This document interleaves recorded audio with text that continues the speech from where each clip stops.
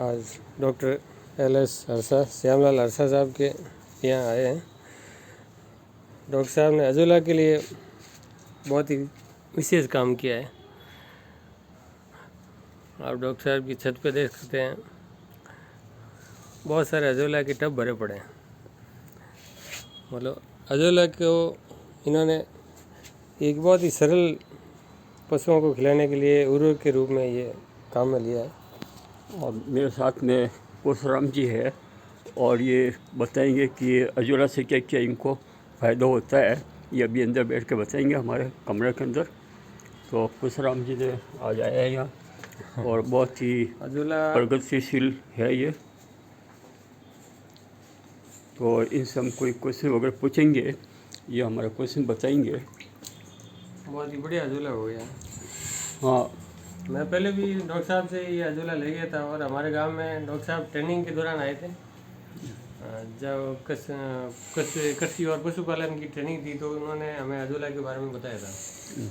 तो उस समय मैंने अजोला लेके मैंने जो मेरा ट्यूबवेल का जो डिक्की है 40x50 की, उसमें मैंने ये अजोला वहाँ डाल दिया था। हाँ, मैंने क्या कि आपका वीडियो देखा था जिसमें क्या है कि आपकी मैसेज है वो आपने डिग्गी में डाला था। हाँ, तो फिर उन्होंने क्या कि वहाँ से एक चारनी छन्नी है उसका वो इतनी बड़ी छलनी थी।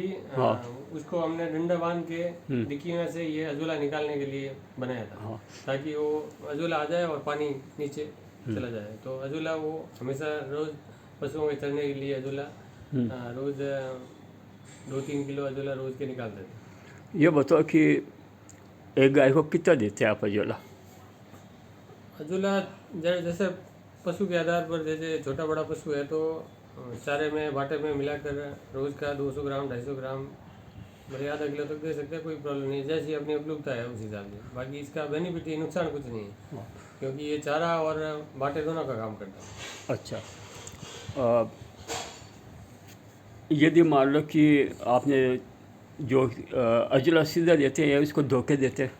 हाँ, उसको धोना पड़ता है, क्योंकि जब अजोला ये पानी में तैरता है तो इसके नीचे जो ये जड़ें होती है थोड़ी, तो ये थोड़ी बदबू मारती है। हाँ, मेरे ख्याल है कि इसके अंदर जो आप छोटे छोटे जीव भी इसके अंदर पनपते हैं। नहीं, दूसरा मेरे ख्याल है कि इसमें जो आप गोबर डालते हैं तो हो सकता है गोबर की बदबू आवे। हाँ, थोड़ी, क्योंकि इनको पोषण के लिए ठंडा गोबर डालते हैं तो थोड़ी बदबू, तो उसको 2-3 पानी से धो देते हैं। धो देते एक पानी में डाल के दूसरे पानी में मिलाकर फिर 2-3 पानी से धोने के बाद ये फ्रेश हो जाता है। अच्छा, फिर अगर हरा हरा दे सकते हैं तो बोलिए हरा दो, नहीं मेरे तो ख्याल है अगर कि चारे के रूप में अगर सूखा कर दे सकते हैं तो सूखे चारे के रूप मेरे ख्याल है कि सीधे अपन देंगे तो गाय नहीं खाएगी, या तो उसको आदत पड़ेगी तब खाएगी, पहली बार तो नहीं खाएगी। मिक्स में मिला कर देते हैं थोड़ा, तो उसको पता ही नहीं चलता, वो खा जाता खा है। ले जाए अगर करीब। एकदम पूरा पूरा का पूरा ये नहीं खाएगी। हाँ, करीब आधा किलो एक गाय को एक दिन का चाहिए। हाँ, लगभग पाव आधा किलो। तो इससे क्या गाय को कुछ फ़ायदा होता है क्या? हाँ, गाय को ये, क्योंकि ये हरे चारे के रूप में है, जैसे इनको मिनरल से भरपूर ये एक तरह का ये पशु आहार बाटे का काम करता है। अच्छा, तो बाटा जो अपन देते हैं गुड़ और जो भुजी वगैरह इस टाइप की चना का आटा या जो गेहूँ का आटा वगैरह चापड़ वगैरह देते हैं या गट्टे वगैरह खिलाते हैं, तो उनके साथ ये मिक्स में दे देते हैं। मुझे किसी ने बताया था कि इसको देने से 20% दूध बढ़ता है, दूध से लैक्टेशन पीरियड 1 महीना ज़्यादा हो जाता है। तो आपने क्या देखा, क्या दूध बढ़ता है क्या?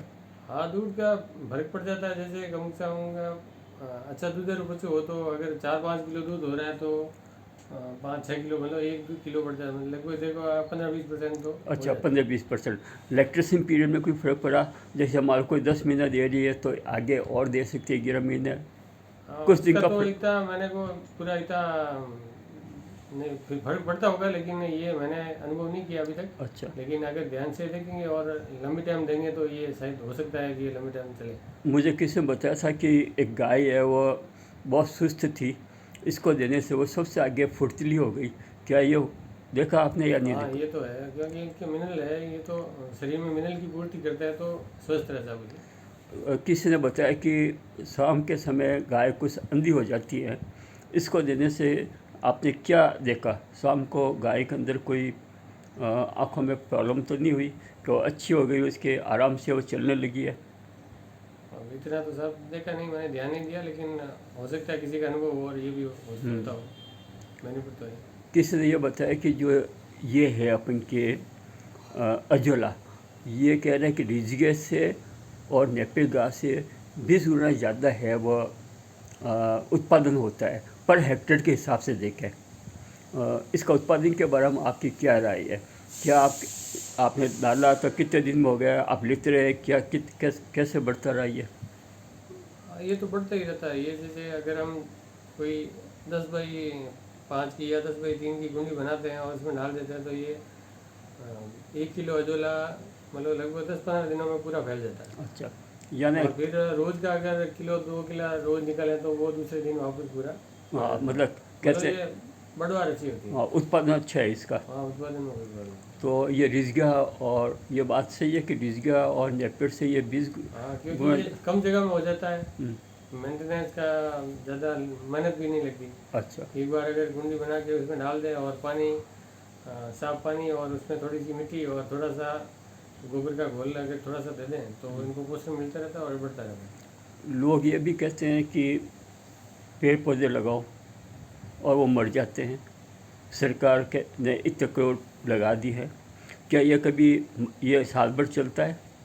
ये कि तो इसको लगातार कोई चलता है। इसको सर्दियों में थोड़ी प्रॉब्लम आती है, हम्म, लेकिन सर्दियों में अगर ज़्यादा ठंड है तो थोड़ा सा ऊपर साइड वगैरह थोड़ा सा जैसे नेट वगैरह कर दो हम्म, तो क्या डायरेक्ट वगैरह सर्दी थोड़ी तो बाकी साल भर चलता है कोई क्या ये पेड़ पौधे का काम करता है? यदि है तो